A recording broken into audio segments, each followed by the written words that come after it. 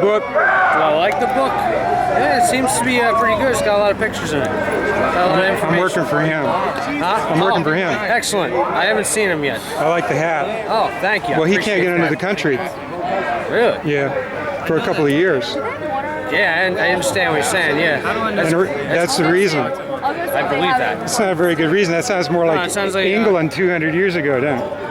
We're returning back to that, which is why I got my hat, because I'm returning back to the Patriots that fought for this country. You know, we stand up for the very document that our founders died for. There you go. That's why I'm here, to let these cops know behind here that this is what we're for.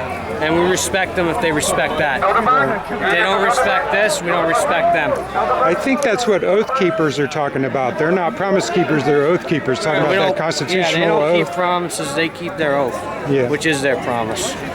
So that's a shame. They want to keep people out for free speech. It's like, what, they write a book about something?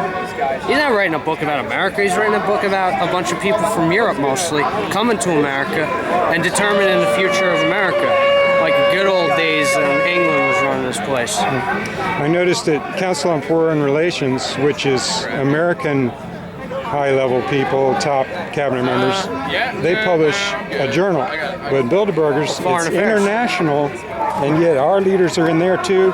No journal. Oh yeah, they're all part of different organizations. I mean, it's like H.G. Wells wrote in his Open Conspiracy book in 1928. If I recall the year correctly. But anyway. He said it's not one single group, it's a consortium of many different groups. So, we know that they all get together, and everyone's compartmentalized. Like, some people will be attending this, meanwhile, they're not members of the CFR or Trilateral Commission.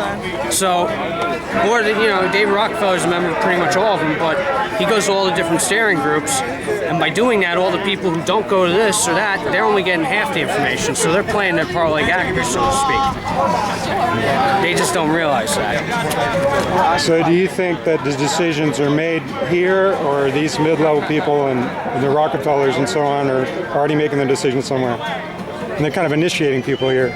Well, they need to get new people involved, potential presidential candidates. Let's take a great example. Rick Perry, 2007, went to Bilderberg in Istanbul.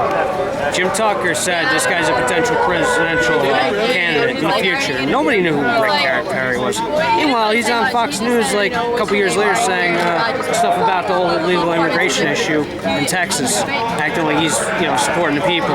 And then Neil Cavuto was saying, "You sound like presidential material," and that just made my light bulb go up. And then, sure enough, he's running for president about a year or so later. Yeah. So who was about the first Republican candidate to drop out? Do you remember? Huntsman.